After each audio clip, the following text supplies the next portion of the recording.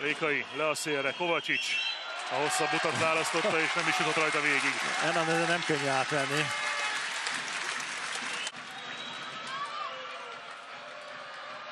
Ez most nincs meg. Először a mérkőzésen vezet a Tatran Prešov. Feltest, egyértelműen a legaktívabb támadójáték. Urbán. Hernándezhez tovább. Megadják a gólt. Mindent megtett Kovácsics Péter. Így sérült lett. Az igazság, hogy mozgásban voltak. Nem hozták le a kapusukat, csak úgy csinálnak, mintha lehozták volna.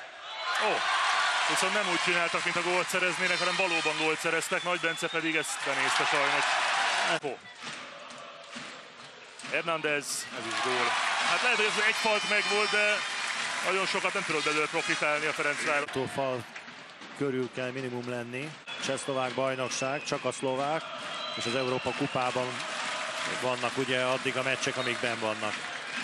Csak ne feledkezzünk el arról a két szezonról, amikor a magyar NB1-ben töltötte a mindennapjait a Tatran Prešov. Bent 29 éves francia balátlövő. Az első mérkőzésen nem nagyon ültek a lövései, 9 próbálkozásból 4 talált célt. Ez 3 balszélső közül talán némi meglepetésre Szepesi Zsombor az, aki kimaradt, és leginkább ez Pető Ábel formájának köszönhető, meg talán Szepesi formájának. Se nem kapuka, se nem Borbély. És még csak nagyon közel sincsen. A számításom szerint a 9. gólja volt az Hernándeznek.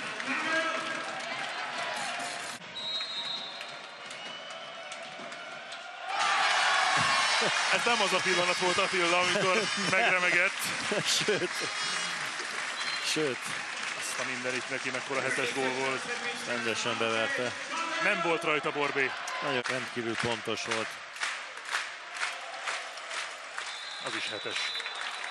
Nézzük, pánik nem érezhető, kapkodás nem nagyon van. Problémák azért vannak.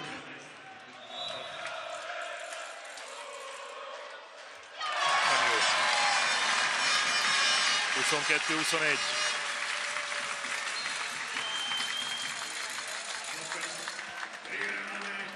Cserél a kapuban a Ferenc. Davidovics. Hernández hihetetlen. Győri kivédi ugyan, de ez is 7 méteres.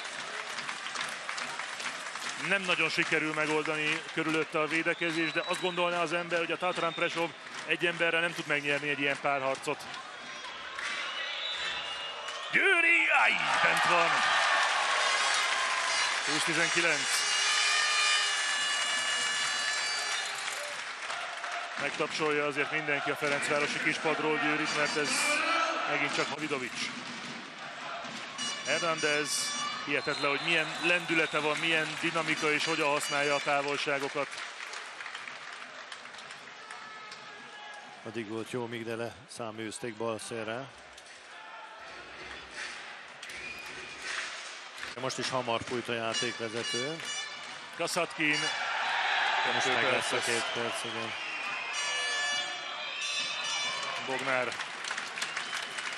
Sajnos ilyenkor nem nagyon lehet mit kezdeni már a beállóval, amikor hátul van a védő, és a mezét is fogta.